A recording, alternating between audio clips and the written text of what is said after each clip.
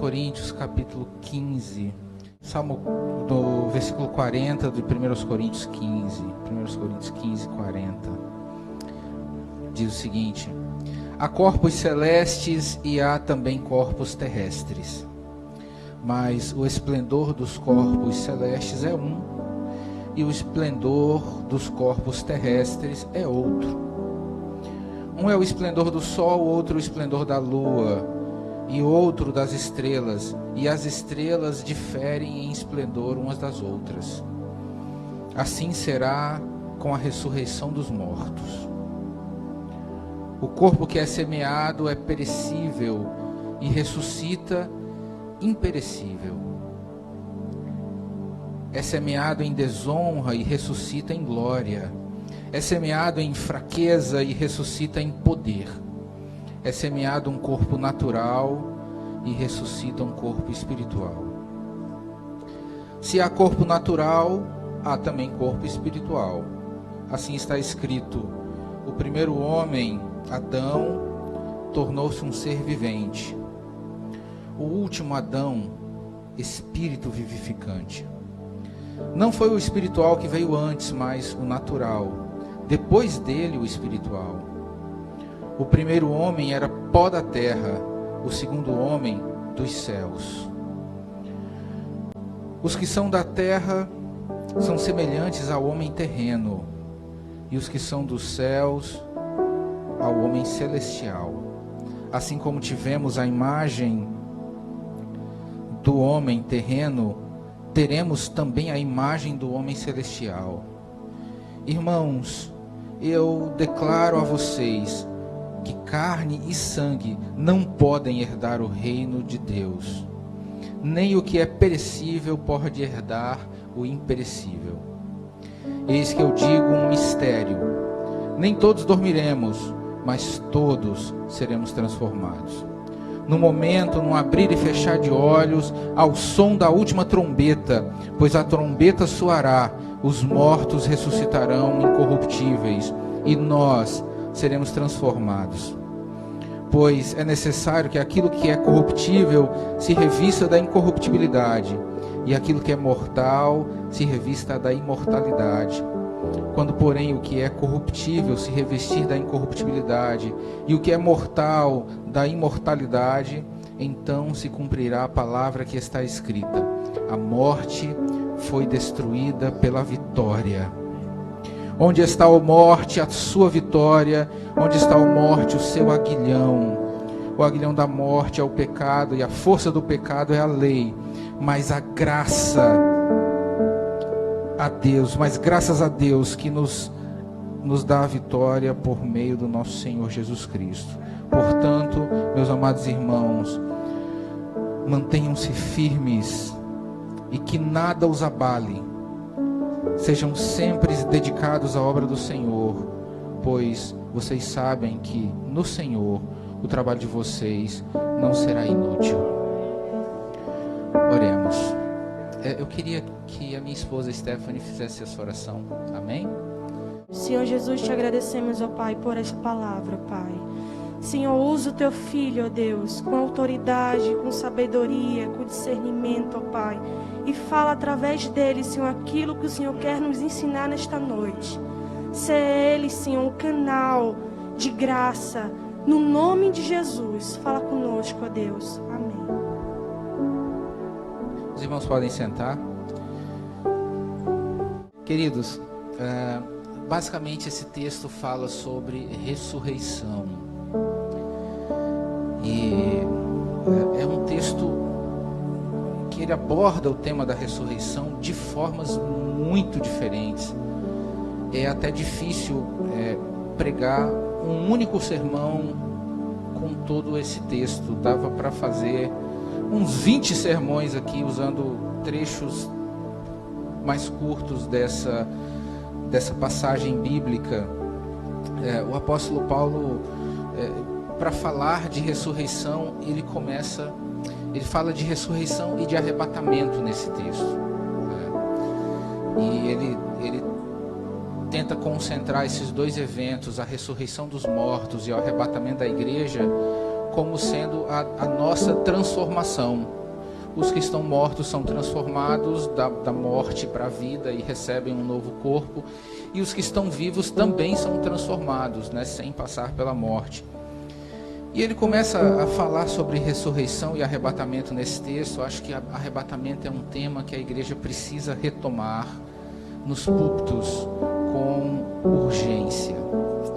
Nós falamos, o Gleison nos lembrou da mensagem, ele comentou aqui, eu não me lembrava mais com a mensagem que eu tinha pregado no domingo, e enquanto ele falava eu tentei forçar os neurônios a lembrarem da mensagem, e eu me lembrei que nós falamos sobre a parábola da vinha, do dono da vinha e dos lavradores injustos, e o fim da mensagem dizia que o dono da vinha voltará.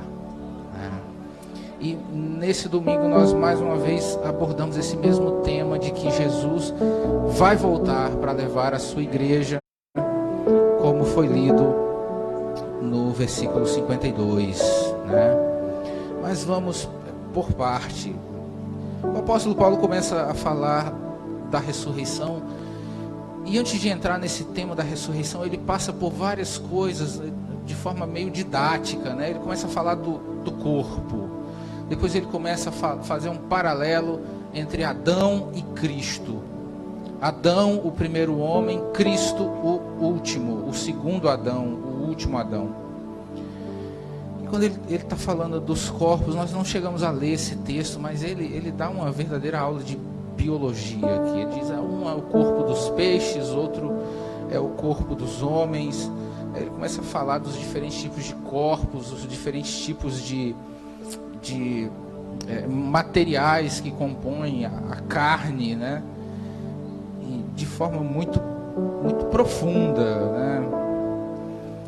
E aí ele começa a usar uma figura que eu achei muito interessante aqui. Ele começa a falar da morte e ele usa a figura da plantação, da semeadura. O próprio Jesus usou essa figura em uma das suas parábolas.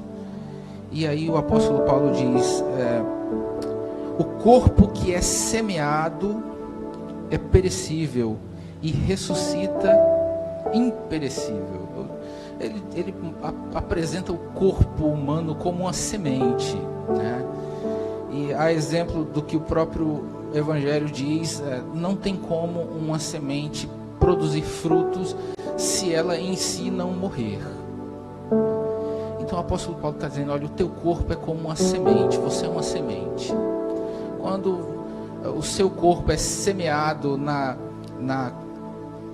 fraqueza, na carne, na matéria, no pó, ele vai ressuscitar, ou seja, da mesma forma que o resultado do plantio de uma semente é muito mais do que aquilo que foi plantado, a ressurreição vai fazer em nós muito mais do que nós somos. É isso que ele está querendo dizer. Você planta um caroço ali de feijão, um caroço de arroz, um caroço de milho. Eu não sou muito bom em plantação não, mas eu não sei como é que funciona. Eu sei que parece que planta 2, 3 para ver se vinga, é uma coisa assim, né? Mas usando a figura da semente apenas, sem os detalhes agronômicos. Você planta uma semente. Aquela semente ali, ela se parte ao meio e dela nasce uma planta, e aí dependendo da semente pode surgir uma planta extraordinária, uma planta gigante de uma pequena semente plantada. O apóstolo Paulo está querendo dar um exemplo. Aquilo que você vai se tornar em Cristo é muito maior do que aquilo que você é hoje. Da mesma forma que uma semente plantada é insignificante se comparada com a árvore que é o resultado daquela plantação. Então ele usa essa figura da semente, o corpo semeado em desonra ressuscita em glória. É semeado com fraqueza e ressuscita em poder. Tudo que você sente hoje, todas as suas dores, todas as suas limitações, todas as suas dificuldades, né? Você tem dias que acorda meio indisposto, tem dia, você sente dores, você adoece, você fica fraco, você se machuca, você chora, você sente agonia. Tudo isso simplesmente desaparece na ressurreição ou no arrebatamento, quando nós somos transformados. Aquilo que era fraqueza em nós se transforma em poder, em virtude. E há sempre uma dúvida das pessoas que pensam no céu. Será que a gente vai se lembrar das coisas? Eu sempre tenho uma desconfiançazinha dessas pessoas. As pessoas estão com alguma dívida no cartório, tem alguma coisa que precisa ser colocada nos pés de Jesus, né? Por que você está tão preocupado com as suas memórias, né? Por que você quer tanto esquecer a sua vida? Por que você não pode lembrar da sua vida aqui no além? Por que ele precisa ser apagado, esquecido? O Senhor já se esqueceu do seu passado, e isso é que importa. Você não precisa se esquecer dele. Aí as pessoas ficam imaginando, né? Mas aí eu me lembro do meu passado e aquilo não vai me fazer mal. Não, você tem um corpo incorruptível quando você é transformado por Cristo. E incorruptível não se corrompe. Não importa o que você pensa, o que você lembra, você se torna incorruptível, é o que o texto diz. E é muito claro. Quando aquilo que é corruptível se revestir da incorruptibilidade. O apóstolo Paulo tem alguns trechos que são muito densos, que a gente precisa verdadeiramente meditar nessa palavra com cuidado, com paciência e meditando profundamente na palavra, senão tem coisa que a gente não entende. Tá bom, meu amor. Minha esposa reclamou que minha gravata estava toda torta na última vez que eu preguei. Aí eu estou dando uma conferida agora. Então, essa ilustração do apóstolo Paulo deveria nos ajudar a entender mais das verdades profundas que a palavra de Deus nos traz, que é a ressurreição dos mortos e o arrebatamento da igreja. As pessoas hoje vivem de forma como se elas fossem viver para sempre, mas não à luz do Evangelho, porque viveremos para sempre. O Senhor nos deu vida abundante, vida eterna, mas as pessoas pensam que vão viver eternamente aqui na terra, simplesmente desfrutando dos seus bens que se acumulam a cada dia. E não é nesse propósito de vida que nós devemos viver. Nós devemos viver esperando por isso aqui, vivendo isso aqui. É curioso que o apóstolo Paulo, quando ele fala isso para a igreja de Corinto, ele imaginava que ele mesmo seria arrebatado. Você lê o versículo 52? Ele diz: pois a trombeta soará, os mortos ressuscitarão incorruptíveis, e nós seremos transformados. Ou seja, Paulo acreditava com unhas e dentes que ele não iria morrer. Paulo vivia cada dia na expectativa de que Cristo ia voltar a qualquer momento e iria arrebatá-lo. Passou uns 1900 anos e Jesus não arrebatou a igreja ainda. Mas se naquela época que quando isso aqui foi escrito, provavelmente fazia uns 40 anos que Jesus tinha morrido e ressuscitado apenas. Aproximadamente, talvez um pouco menos, 30 anos ou um pouco mais, 45 anos, que Jesus tinha morrido e ressuscitado. Então, Paulo fala, Paulo vive, Paulo trabalha, Paulo evangeliza, Paulo toma café da manhã, Paulo toma banho, Paulo acorda, Paulo faz caminhada na expectativa de que Jesus vai voltar a qualquer momento. E a igreja que vive no momento mais culminante da história, em que as profecias bíblicas, a maioria já se cumpriram e poucas do Apocalipse estão se cumprindo ou na iminência de se cumprirem, e a igreja vive dispersa. Ninguém acredita que Jesus pode voltar daqui a 5 minutos, porque você ainda tem que ir na pizzaria hoje ainda, né? Ninguém pensa que Jesus vai voltar antes do mês de abril, porque eu tenho que me casar, tenho que construir minha casa, tenho que comprar um carro, tenho que fazer isso ou aquilo. As pessoas não vivem mais nessa iminência que o apóstolo Paulo vivia. Nós seremos transformados, ou seja, eu não vou morrer não, eu vou ser arrebatado. Paulo pensava assim. E por que você pensa diferente? Por que você faz planos diferentes na sua vida? Por que a convicção da volta de Jesus não é mais tão forte nas suas impressões interiores? Tem dias que eu paro e digo assim: Jesus, volta agora. Seria bom demais. Eu não tenho meta, plano, não estou nem aí para nada. Volta agora, Jesus, que será perfeito se o Senhor voltar imediatamente. A igreja deveria ansiar e desejar a volta de Jesus mais do que qualquer outra coisa. Mas a gente está desejando muito. A gente deseja fazer viagens para o exterior.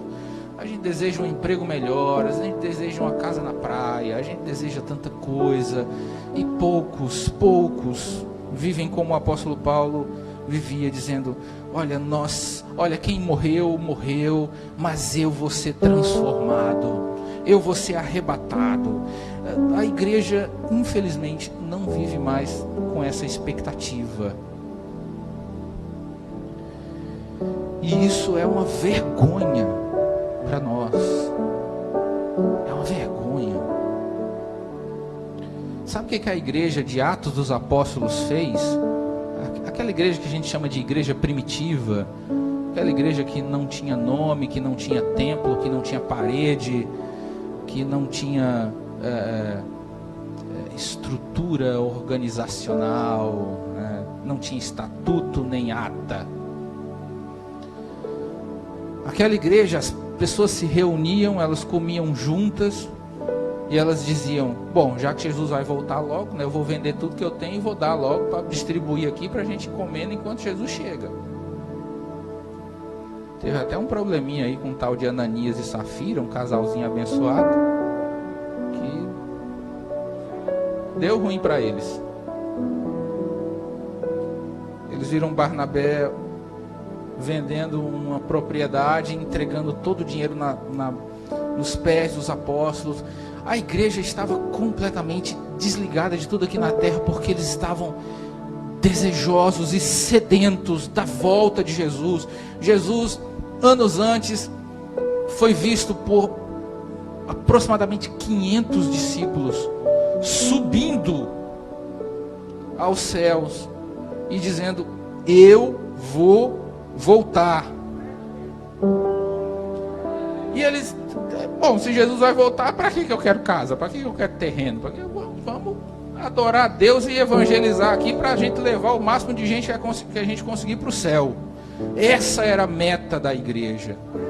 Hoje a gente tem tantas metas, né? Vamos botar mais um ar-condicionado, botar porcelanato, é muita coisa que a gente precisa fazer. E eu não sei para quem vai ficar isso. Se a gente não tivesse ao vivo aqui, eu dizia para quem ia ficar, mas não vou construir provas contra mim.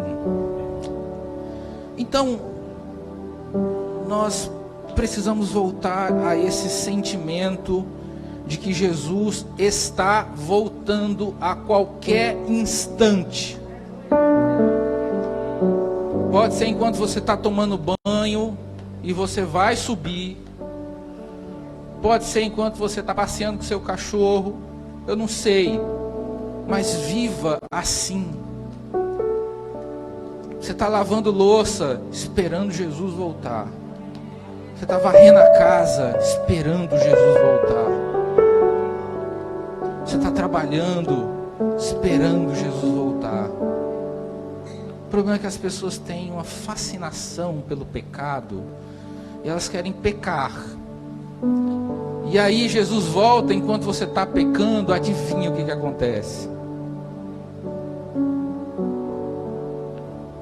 Jesus decide voltar justamente no momento que você está fazendo uma transação financeira escusa.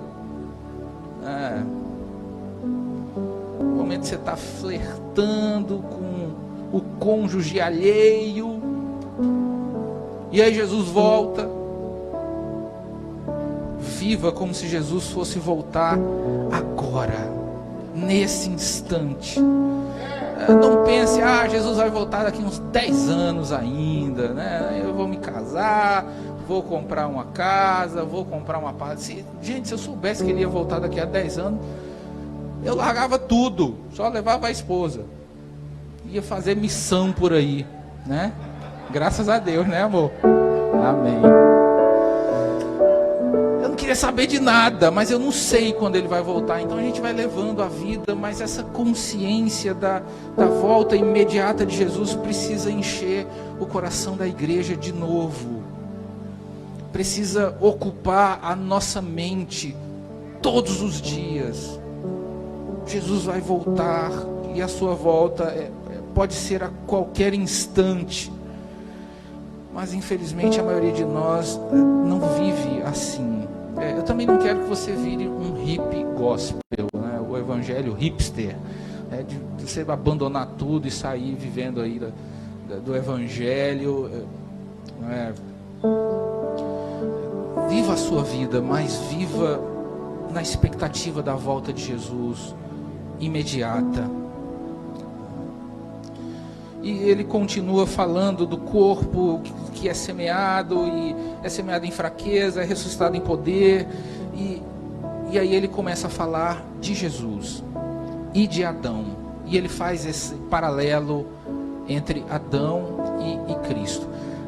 Esse paralelismo está presente em toda a Bíblia. É como se Deus tentasse falar para a gente as coisas duas vezes, já que a gente não escuta de uma vez só, né? Aí ele faz duas vezes. A maioria das coisas de Jesus é tudo repetido. Ele fala e fala de novo, né? Ele contava a parábola, depois ele explicava a parábola para os discípulos. De vez em quando ele ainda dizia, em verdade, né? Duas vezes, né? Então a Bíblia ela é toda cheia desses paralelos. E a gente vê paralelos entre o Velho Testamento e o Novo Testamento.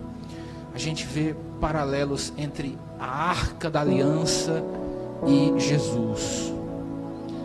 Nós vemos paralelos entre o Cordeiro do Velho Testamento e a cruz, a morte de Cristo na cruz. A Bíblia é cheia desses paralelos. É como se Deus estivesse dizendo, depois dizendo de novo, de forma ainda mais clara.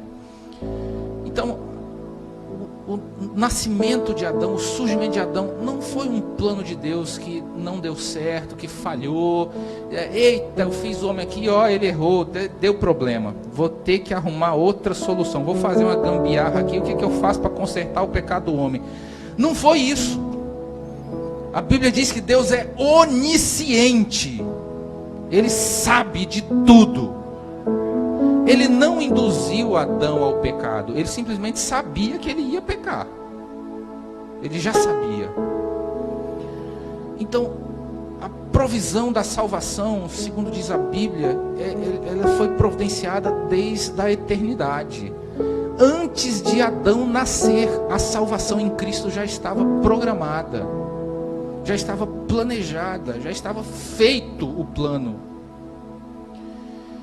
E o que Deus está tentando dizer com Adão para nós é o seguinte: olha, o primeiro homem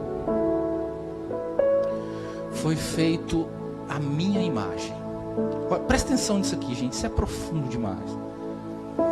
Eu fiz o primeiro homem do pó, do barro, e eu construí ele à minha imagem. O segundo homem eu me fiz dentro de Maria. Enquanto Adão era apenas uma cópia de Deus em barro, Jesus é o próprio Deus.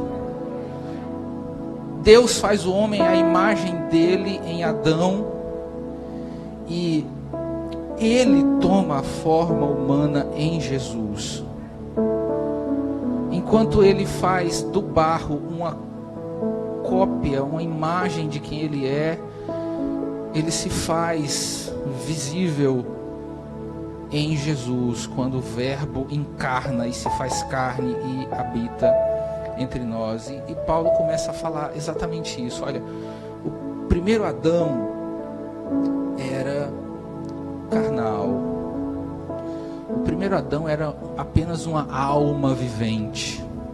Ele fez o homem e soprou o ruá, o espírito. Ele sopra e o homem deixa de ser mero barro e passa a ser uma alma vivente. Não é isso que diz em Gênesis?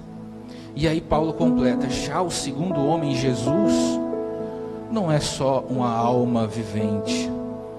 O Evangelho diz com clareza: conceberá do Espírito Santo.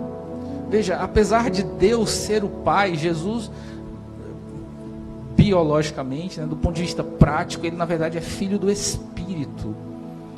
Você conceberá do Espírito Santo. Mas veja que mistério profundo. O Pai envia o Espírito que concebe o Filho. Meu Deus do céu. É por isso que o povo não entende direito o que Paulo explica, né? É profundo demais isso aqui. Então, o Espírito faz de Jesus, no ventre de Maria, mais do que uma alma vivente como era Adão, mas faz dele um espírito vivificante.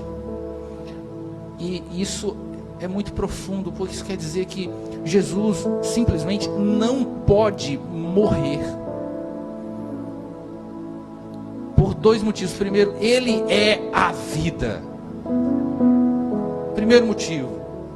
Segundo motivo, se o salário do pecado é a morte, um homem que jamais pecou e não teve a sua origem da raiz do pecado, que era Adão, como diz em Gênesis, da semente da mulher farei nascer um que esmagará a cabeça da serpente. Jesus não era filho de Adão, era filho de Deus. Então, primeiro, ele é a própria vida. Segundo, ele não pecou e não nasceu do pecado. Ele não é descendente da linhagem caída de Adão. Então esse homem não poderia morrer de forma nenhuma. Primeiro, porque por ser a própria vida, e segundo, por nunca ter pecado e não ser descendência do pecado. E aí acontece que cravam esse homem na cruz e ele morre. E aí gera um grande problema para a morte. A morte comete uma ilegalidade. Ela matou alguém que não poderia morrer. E quando ela comete este crime, essa ilegalidade, a morte é condenada à morte. Aleluia. A morte morreu na cruz do Calvário porque matou Jesus que não poderia morrer. Ele condena a morte na própria carne para dar vida para você.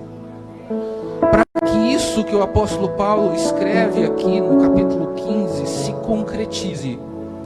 Você semeia um corpo morto, em fraqueza, e ele ressuscitará em poder, porque Jesus foi à sepultura e ressuscitou em poder.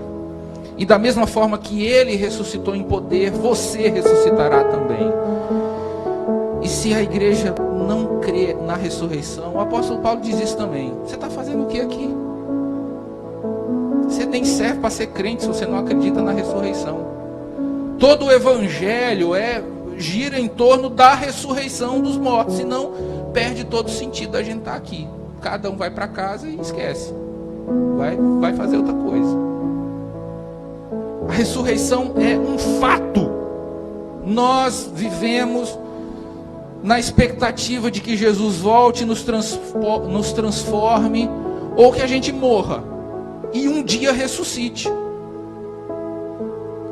Todo cristianismo gira em torno disso. Existe alguma coisa além da morte, e não só as coisas espirituais, alma penada, não é isso aí não. É vida depois da morte. Quando Jesus nasce e vive os seus dias aqui na terra, mesmo tendo a eternidade atrás dele, ele vem falar de novo para nós aquilo que Adão com a sua vida tentou falar. E Jesus e Deus mais uma vez repete: olha, eu fiz aqui, e aí não é que não deu certo, não é que o plano não foi bem sucedido, é que eu queria mostrar algo melhor aqui. O primeiro homem foi até aqui, o segundo vai muito além. Adão foi feito perfeito, entre aspas, mas foi feito uma alma vivente. Jesus, que era perfeito, se limitou a um corpo humano com todas as suas restrições e viveu para mostrar que ele vai além da morte. Enquanto Adão tomba, morre e continua lá, Jesus morre, ao terceiro dia ressuscita e começa a aparecer para os discípulos, e aí é um corpo completamente diferente, é uma coisa estranha que é difícil de explicar. Jesus, os apóstolos estão no meio de uma sala e eles discutem ali: eu vi Jesus, eu não vi Jesus, aquela confusão. Aí Tomé: eu só acredito vendo. E aí Jesus, o texto é claro, com as portas fechadas, Jesus aparece no meio deles. A porta estava fechada, como é que funciona isso? E aí na mesma passagem ele diz para Tomé: toca aqui do meu lado. Como é que uma hora ele atravessa uma parede, outra hora ele é tocado por Tomé? Como é que de repente ele aparece na praia e ele come peixe com os apóstolos? Que corpo é esse? Que tipo de corpo é esse? Se eu fosse bom de física, eu diria que é uma coisa tipo plasma, uma coisa diferente. Nem é sólido, nem é líquido, nem é gasoso. É uma coisa diferente. É esse corpo que você vai ter. O texto diz isso. O apóstolo Paulo diz: olha, versículo 49: assim como tivemos a imagem do homem terreno, assim como vocês são imagem de Adão, assim como todos nós somos imagem de Adão, somos semelhantes a Adão, somos descendentes de Adão. Aí ele continua dizendo o seguinte: teremos também a imagem do homem celestial. Assim como Jesus é, você vai ser também.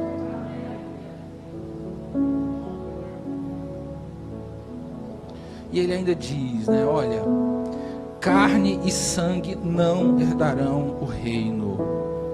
Não podem herdar o reino. É algo diferente, é algo transformado.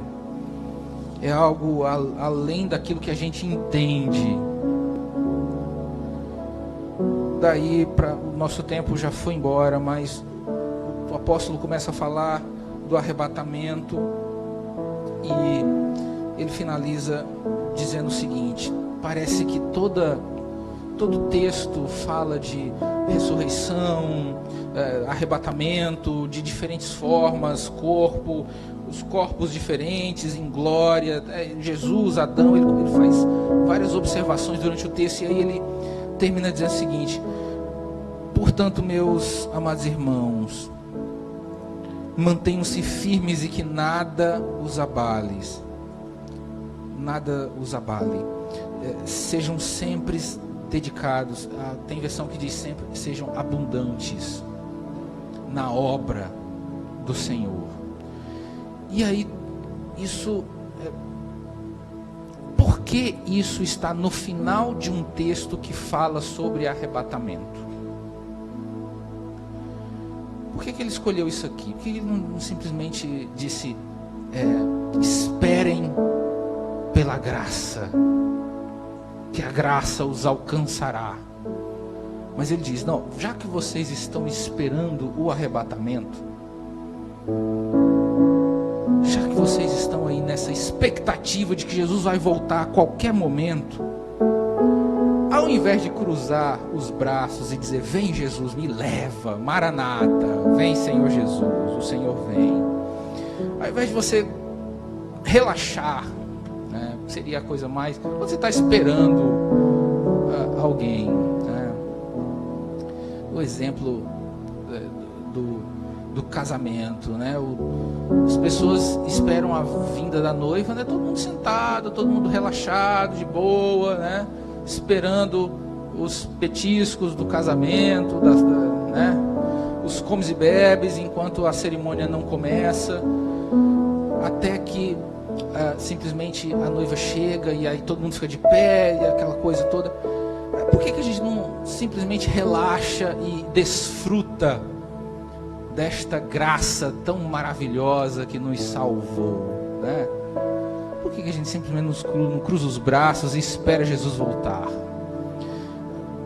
Parece que de propósito o apóstolo Paulo coloca aqui no fim de um texto que fala do arrebatamento o seguinte: sejam abundantes na obra de Deus.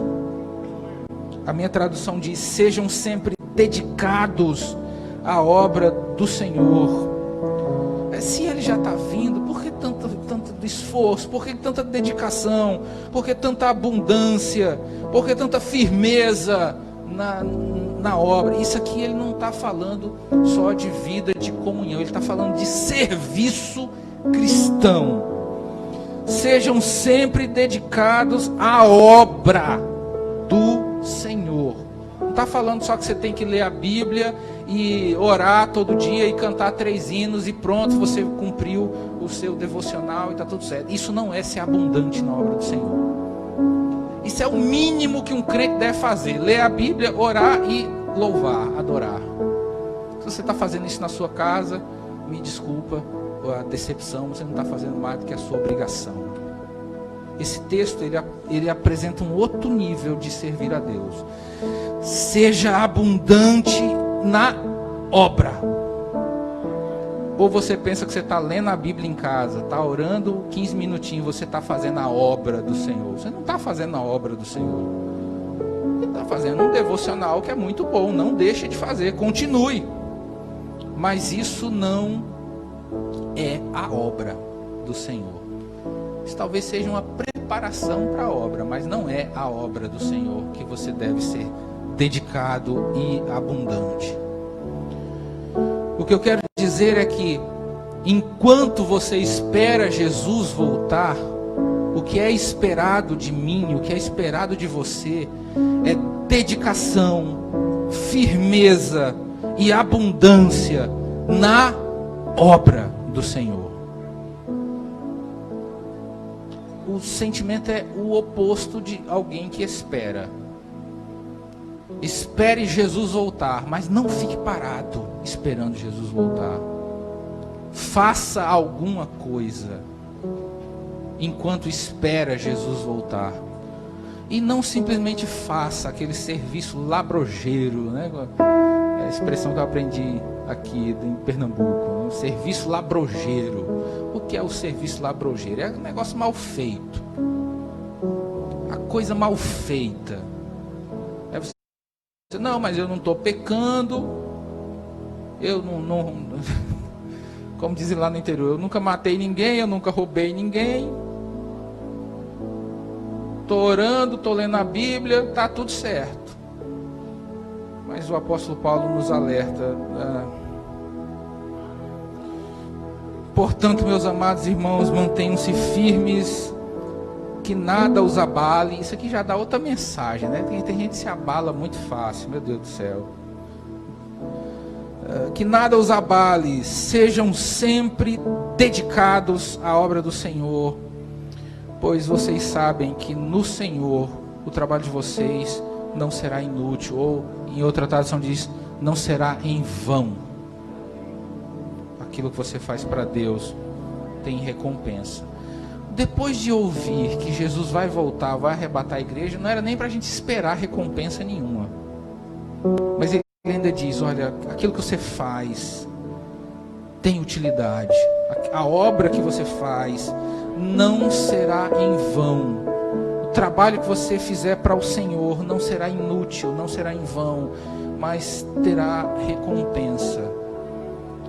E eu não sei porque que esse versículo está coladinho com um versículo que fala do arrebatamento.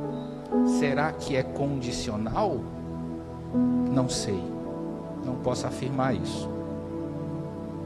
Mas o que eu posso dizer é que, se você puder, trate de fazer alguma coisa para o Senhor, porque Ele está voltando. E pegando um ganchinho com a mensagem passada, Ele vai querer os frutos da videira. Ele vai querer os frutos dele. Se você não tiver, quem não faz a obra não tem obra para apresentar. Que Deus nos abençoe. Amém. Essa oportunidade de estarmos na tua casa, ouvindo a tua palavra, Senhor. Nos pede paz, ordenar para nossos lares, nos protege, nos livra do homem mau, do homem sanguinário, nos livra dos acidentes. Nos dá a noite, Pai, na tua presença, que possamos, ó Pai, amanhã acordar bem, para a glória e honra do teu santo nome. Amém.